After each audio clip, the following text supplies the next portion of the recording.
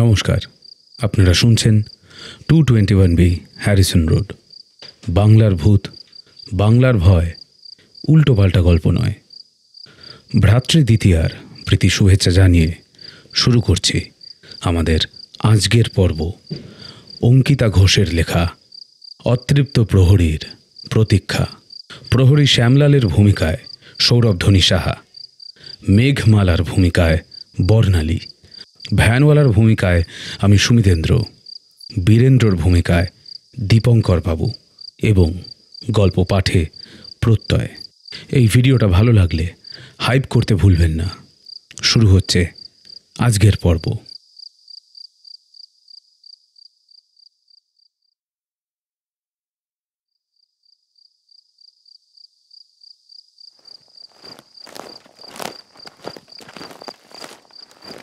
অমিত রওনা দিয়েছিল ওর বন্ধু সৃজনের বাড়ির উদ্দেশ্যে।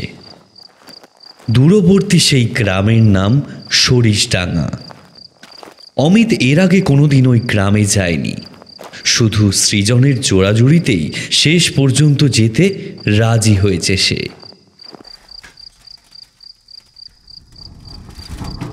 ছিমছাম নির্জন স্টেশনটায় নেমে একটা ভ্যান ধরল অমিত।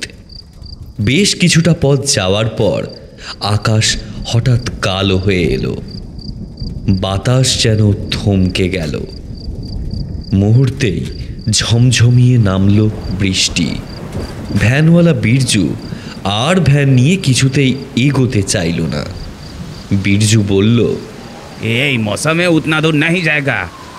মনে হয় আরও বাদল গজরাবে, ঝড় উঠবে, জোরে বারিশ হবে। বরসাতের মৌসুমের কোনো ভরসা নাই। না না বাবু, আপনি নেমে যান, তো আপনি নেমে যান, আপ উতর যাইয়ে। ততক্ষণে রাত বেড়েছে। এখন এত রাতে অমিত যাবে কোথায়? কিন্তু নাছোড় বান্দা ভ্যানওয়ালা, সে কিছুতেই আর এগোবে না। একটা বন্ধ দোকানের ছাউনির নিচে ভ্যানওয়ালা বসে খৈনি খেতে লাগলো। বাধ্য হয়ে অমিত ভ্যান থেকে নেমে পড়ল। আকাশের মুখ যেন একেবারে অন্ধকার হয়ে এসেছে। বিদ্যুৎ চমকাচ্ছে ঘন ঘন। ছোট একটা ছাতা ছিল ওর সঙ্গে, কিন্তু এই বৃষ্টি কি ছাতা মানে? বৃষ্টি দেখে যেন মনে হচ্ছে আকাশে কোনো জল ভর্তি কলসি ভেঙে গেছে। বেয়ারা বৃষ্টির দাপটে ছাতার নিচেও ভিজে যাচ্ছে অমিত। শরীর কাঁপছে ঠান্ডায়।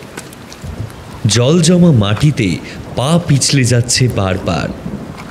ওর সামনে পেছনে কোনো যানবাহন নেই, কোনো ঘরবাড়ি নেই, কোনো মানুষ নেই। এই অচেনা অন্ধকার পথে সে এখন সম্পূর্ণ একাকী। অগত্যা হাতের টর্চটা জ্বালিয়ে অমিত রাস্তা দেখতে দেখতে হেঁটে চলল। টর্চের আলোয় জলের ফোঁটা জলজল করছে।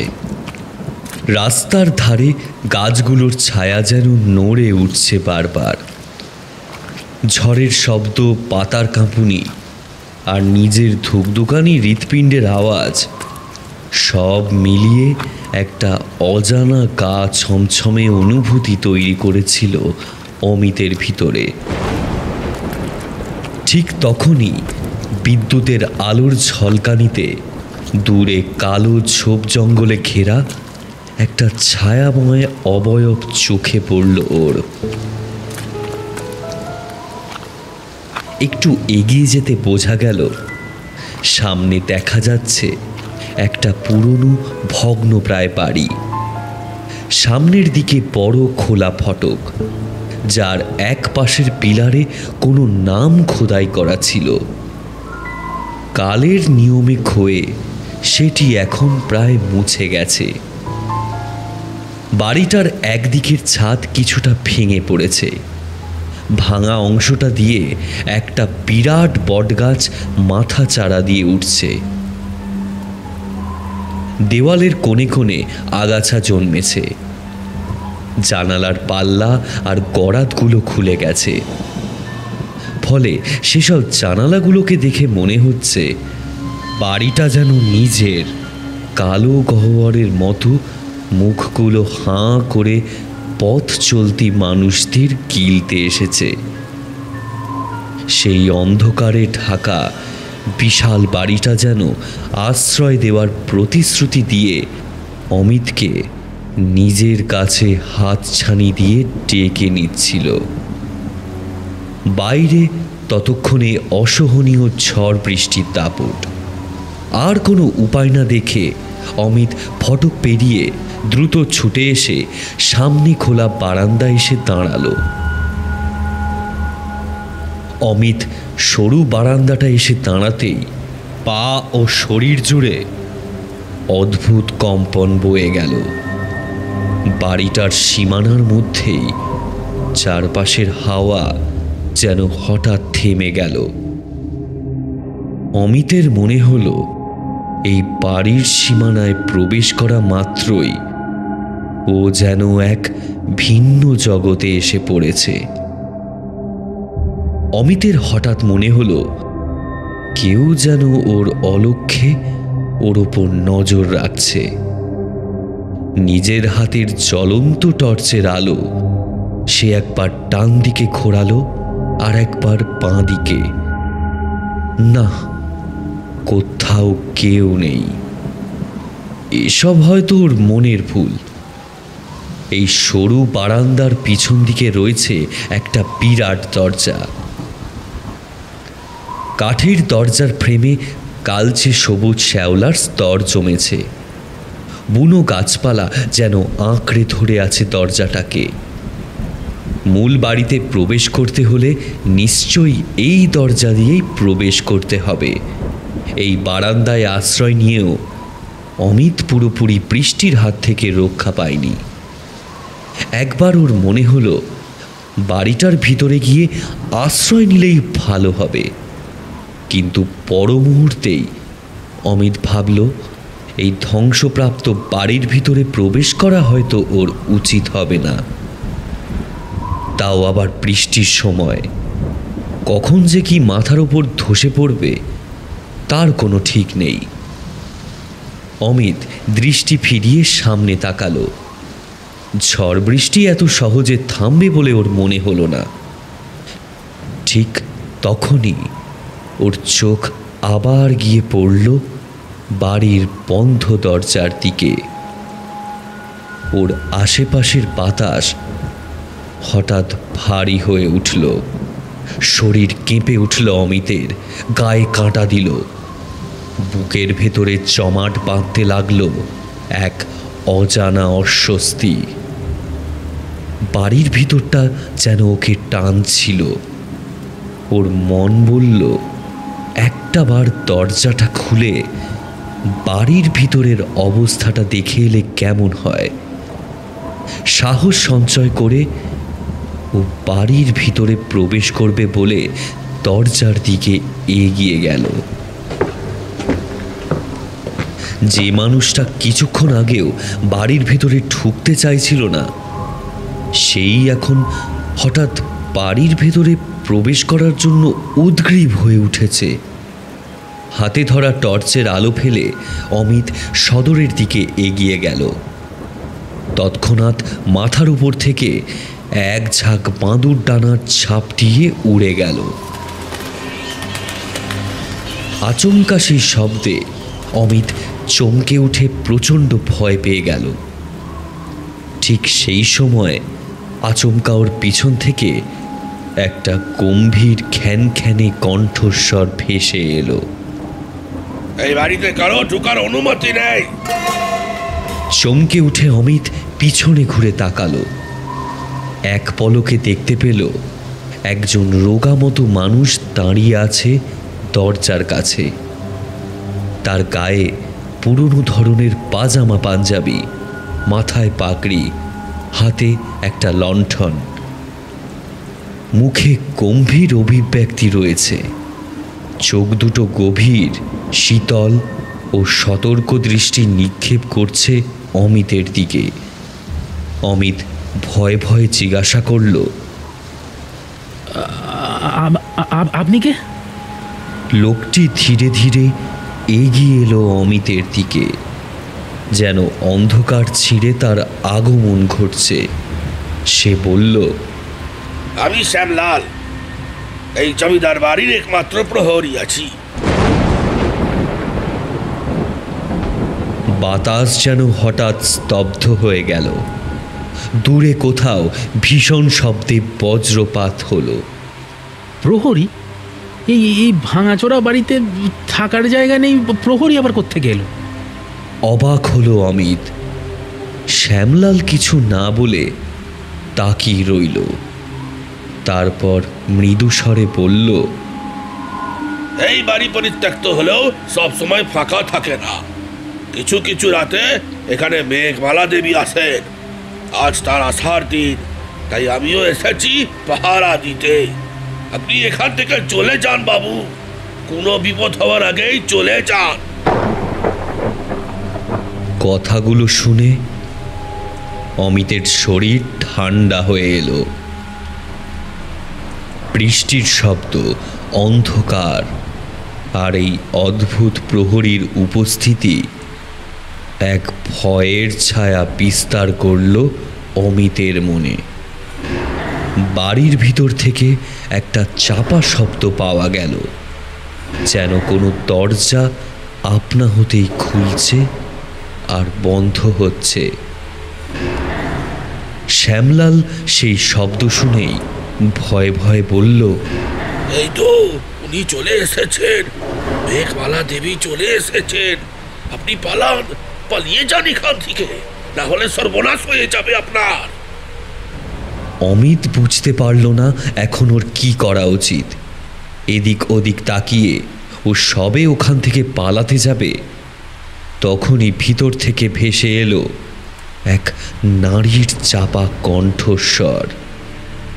কে এসেছে শ্যামলাল?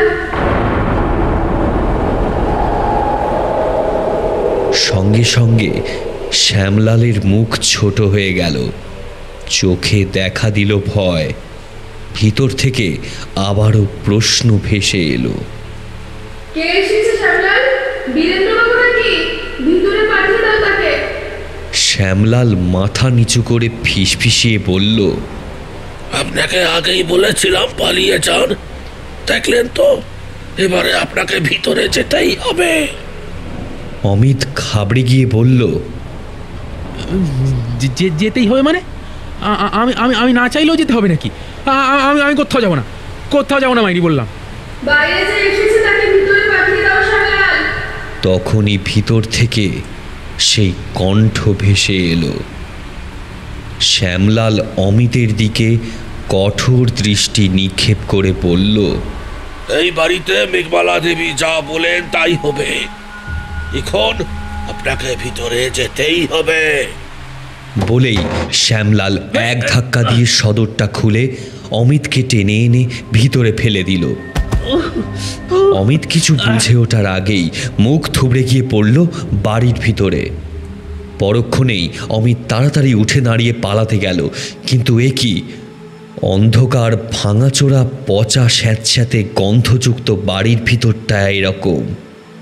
এটা এটা কি করে সম্ভব? চারিদিকে আলো ঝলমল করছে, দেয়ালের চতুর্দিকে টাঙানো রয়েছে জমকালো রাজকীয় সব ছবি। শ্বেত পাথরের ঝকঝকে মেঝে আরও অধিক ঝলমল করছে। মাথার উপর থেকে ঝোলানো ঝাড় লণ্ঠনের উজ্জ্বল হলদে রঙের আলোয় হঠাৎ দোতলার দিকে দৃষ্টি গেল অমিতের। কাঠের কারুকার্য করা বারান্দা থেকে এক অপরূপা নারী মাথা ঝুঁকিয়ে ওর দিকে তাকালো। কণ্ঠে অদ্ভুত মধুরতা নিয়ে সে বলল, তুমি এলে বীরেন্দ্রবাবু? আমি সেই কবে থেকে তোমার অপেক্ষায় বসে আছি। এসো, তাড়াতাড়ি উঠে এসো ওপরে। অমিত মুহূর্তে হতভম্ব হলো। বীরেন্দ্র? কে বীরেন্দ্র? ও যে অমিত। কিন্তু ওর ঠোঁট আর জিভ প্রচণ্ড ভারী হয়ে গেল। গলা শুকিয়ে কাঠ হয়ে গেল। কিছুতেই ওর মুখ থেকে কোনো কথা বেরোলো না। শরীর ক্রমশ অসাড় হয়ে আসছে, তবুও ওর দৃষ্টি সেই নারীর দিকেই নিবদ্ধ। চোখের সামনে দেখা সেই নারী যত মাত্রায় সুন্দরী, ততটাই আকর্ষণীয়। এক অপার সৌন্দর্যের প্রতিমাকে সামনে থেকে দেখতে পাচ্ছে অমিত। ধীরে ধীরে ও উঠে এলো দোতলায়।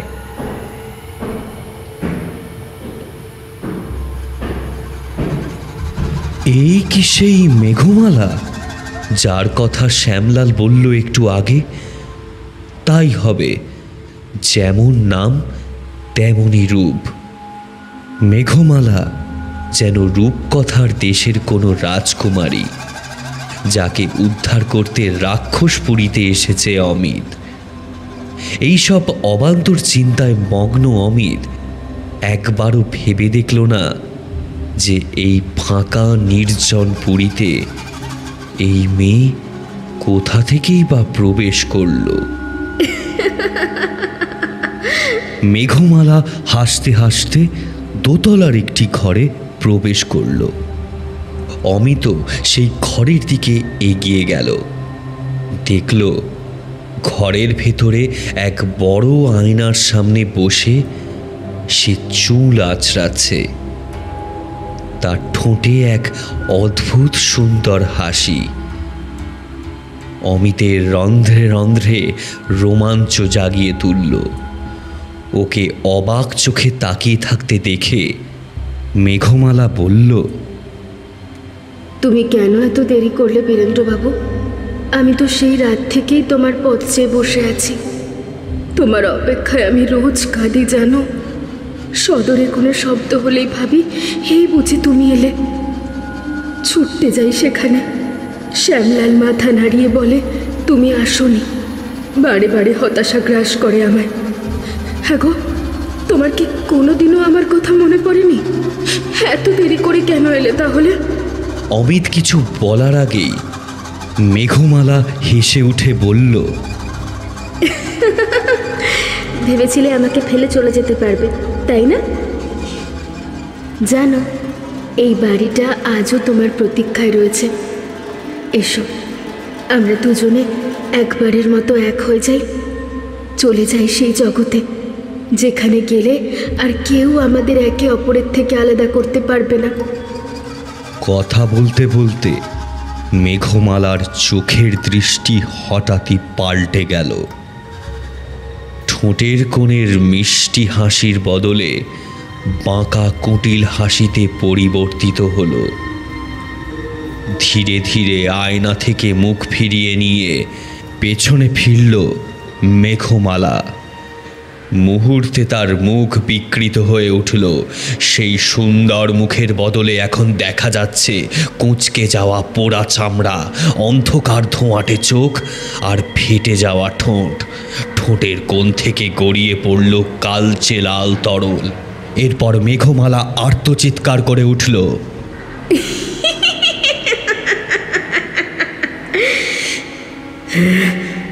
তুমি তো আমাকে প্রতিশ্রুতি দিয়েছিলে বীরেন্দ্রবাবু, বলেছিলে আমায় বিয়ে করবে, কিন্তু তুমি কথা রাখোনি। নিজের পিঠ বাঁচিয়ে তুমি এখান থেকে পালিয়ে গেলে। শুধু তাই নয়, আমাকেও হত্যা করলে তুমি। আমি কি ক্ষতি করেছিলাম তোমার?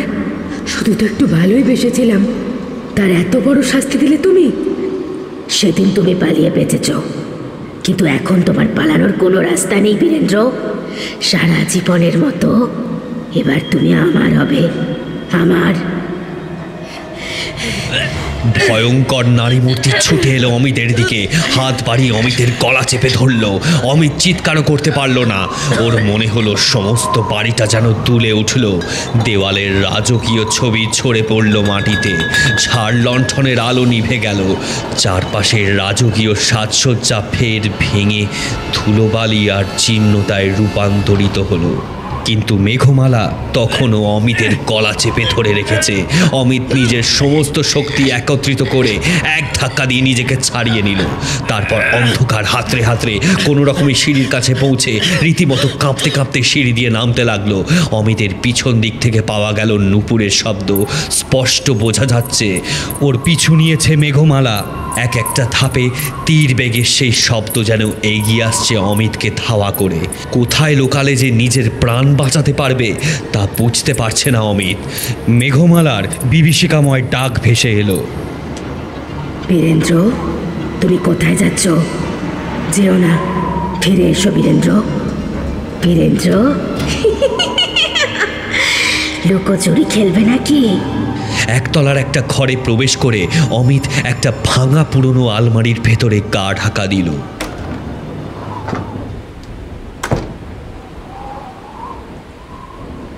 নিজের বুকটা চেপে ধরে বসে রইল অমিত।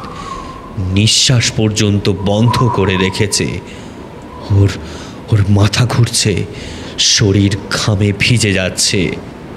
হঠাৎ মেঘমালা সেই ঘরেই প্রবেশ করল।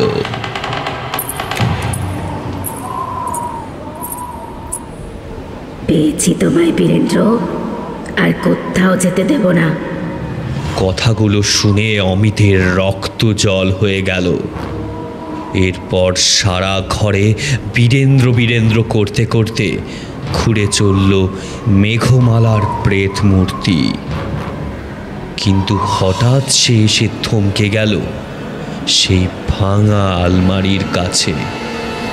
আলমারির ফাটলযুক্ত দরজার ফাঁক দিয়ে অমিত দেখতে পেল মেঘমালা অপর প্রান্তে দাঁড়িয়ে সেই ফাঁক দিয়েই হাসি মুখে ওর দিকে তাকিয়ে আছে। মেঘমালার চোখ যেন আগুনের মতো লাল হয়ে গেল।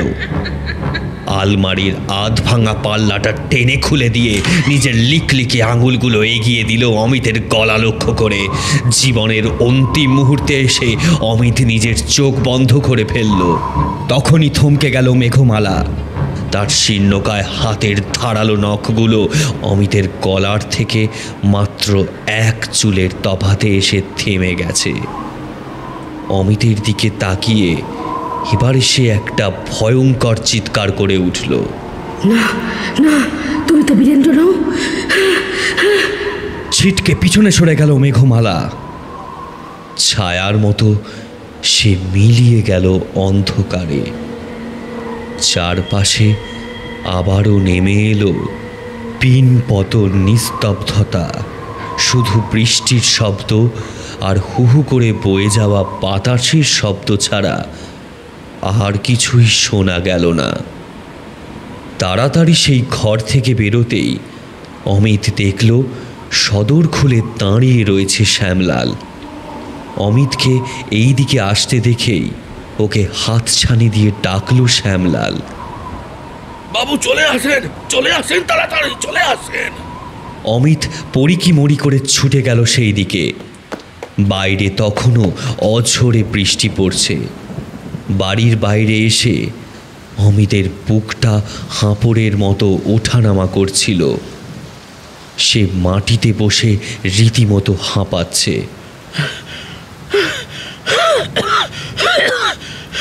শ্যামলাল দাঁড়িয়ে আছে ওর সামনে, বলল, বাবু রাগ করবেন না, আমি বাধ্য হই আপনাকে বাড়ির ভেতরে ঠেলেছিলাম। মেঘমালা দেবী আমায় কিছু বললে আমি সেটা না করে থাকতে পারি না। তবে আমি জানতাম উনি আপনার কোনো ক্ষতি করবেন না। অমিত প্রায় কাঁদতে কাঁদতে জিজ্ঞাসা করল, এসব এসব কি হয়ে গেল? আমি তো কিছুই বুঝতে পারছি না। কে কে কে কে মেঘমালা আমায় বীরেন্দ্র বলে ডাকলো কেন? শ্যামলাল ধীরে ধীরে বলতে শুরু করল মেঘমালার ঘটনা।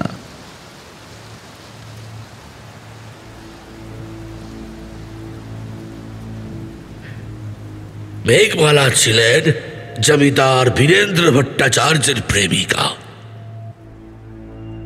পেশায় তিনি ছিলেন একজন নাচনেওয়ালি, ভীষণ সুন্দরী এক নারী। জমিদার বীরেন্দ্র ভট্টাচার্য তার রূপে মুগ্ধ হয়ে তার প্রেমে পড়েছিলেন।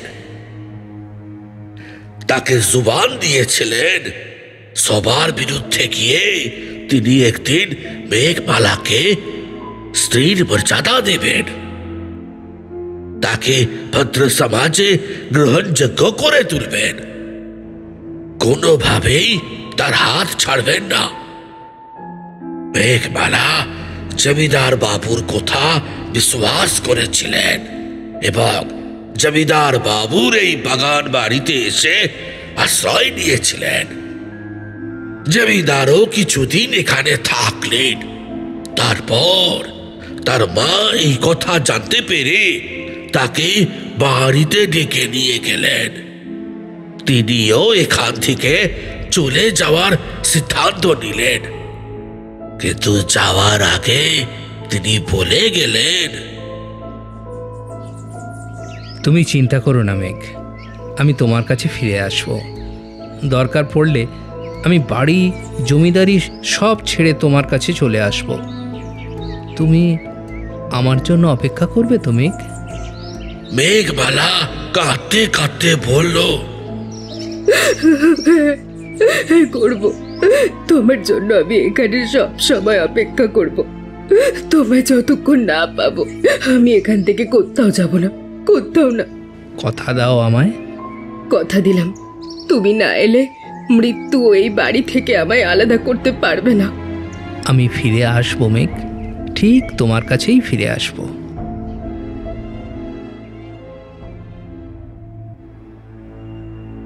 কিন্তু জমিদার বাবু সেই যে গেলেন আর ফিরে এলেন না। এই বাগান বাড়িতেই মেঘমালার রাত্রি কেটে যেত জমিদার বাবুর প্রতীক্ষায়। তিনি বিশ্বাস করতেন একদিন জমিদার বাবু ঠিকই ফিরে আসবেন, লেকিন তিনি আর কোনোদিনই ফিরে এলেন না।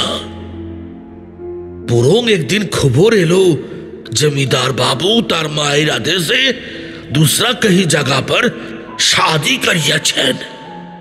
মেঘমালা কথাটা কিছুতেই বিশ্বাস করতে চাইলেন না। তখনও তিনি জমিদার বাবুর অপেক্ষা করে বসে রইলেন। উনি বলতেন, অপেক্ষার কোনো সীমা হয় না বীরেন্দ্রবাবু। আমি জানি তুমি ফিরবে, একদিন তুমি ঠিকই আসবে। लेकिन বীরেন্দ্র বাবু এলেন না। উল্টে তিনি লোক পাঠিয়ে মেঘমালাকে এই বাড়ি ছেড়ে দিতে বললেন। মেঘমালা বললেন, তোমাদের জমিদার বাবুকে বলে দিও আমার সঙ্গে দেখা করে যেতে। তারপর এই বাড়ি কেন, এই গ্রামও আমি ছেড়ে চলে যাব, কিন্তু ওনাকে আমার সামনে দাঁড়িয়ে ওনার বলা মিথ্যে কথার হিসেব দিতেই হবে। জমিদার বাবু এর পরেও এলেন না। বরং এক গভীর রাতে উনি নিজে লোক দিয়ে এই বাড়িতে আগ লাগিয়ে দিলেন। তিনি চেয়েছিলেন মেঘমালার গল্প যাতে এখানেই শেষ হয়ে যায়, তার ভবিষ্যতে মেঘমালার কোনো চিহ্নই না থাকে, কেউ যাতে না জানতে পারে মেঘমালার কথা। সারি सबूत মিটিয়ে দিতে চাইলেন তিনি। লেকিন সময়ের নথি তো সব লিখা হয়ে যায় বাবু, কোনোভাবেই সেই নথি নষ্ট করা যায় না। মেঘমালা জমিদারের জ্বালানো সেই আগুনেই পুড়ে মারা গিয়েছিলেন এবং তার সঙ্গে মরেছিল এই বাড়ির গুটি কয়েক চাকর বাকর। রাতারাতি এই বাড়ি, এই মাকান পরিণত হয়েছিল নরক কুণ্ডে।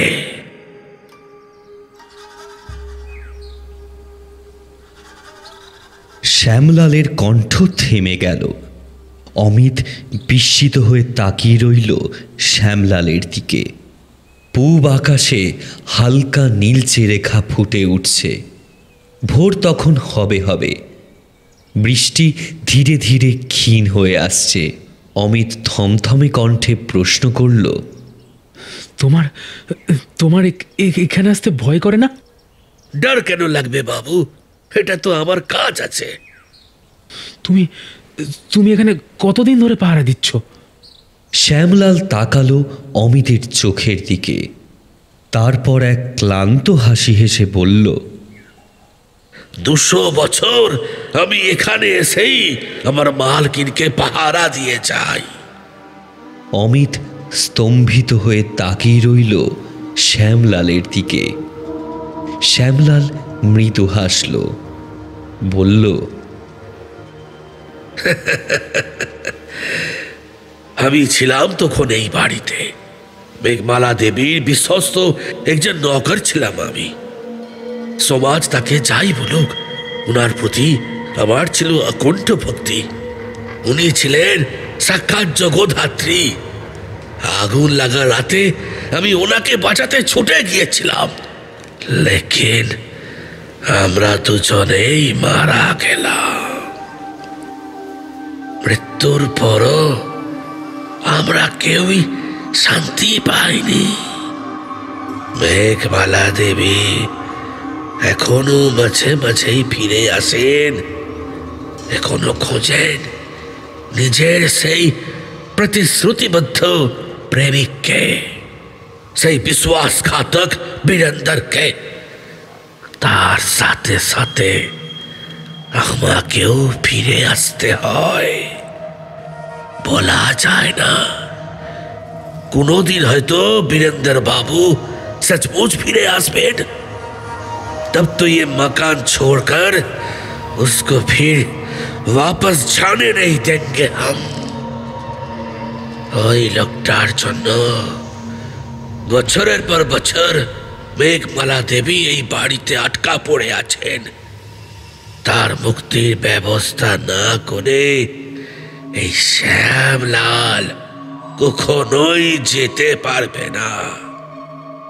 তবে আপনাকে একটা কথা বলে রাখি, ভবিষ্যতে এই বাড়িতে কোনোদিনও আসবেন না, কারণ সব সময় কিন্তু মেঘমালা দেবীর নিজের ভুল বুঝে এখানে আসা মানুষদের ছেড়ে দেবেন না। তখনই ভোরের প্রথম আলো রাতের অন্ধকার ছিন্ন করল। নতুন সূর্যের এক চিলতে মলিন রেখা এসে পড়ল ভিজে মাটিতে, আর তার মধ্যেই অমিতের চোখের সামনে শ্যামলালের দেহটা ধোঁয়ার মতো মিলিয়ে গেল বাতাসে। শুধু একটা ফাঁকা নিঃসঙ্গ বাড়ি দাঁড়িয়ে রইল চিরবন্দী হয়ে থাকা দুই আত্মাকে নিয়ে। অমিতের মনে হলো দূরে অদৃশ্য এক ঘুঙুরের শব্দ ভেসে আসছে। মেঘমালার হালকা কণ্ঠস্বর যেন বাতাসে মিশে বলে যাচ্ছে, বীরেন্দ্র, তুমি কি ফিরবে এবার?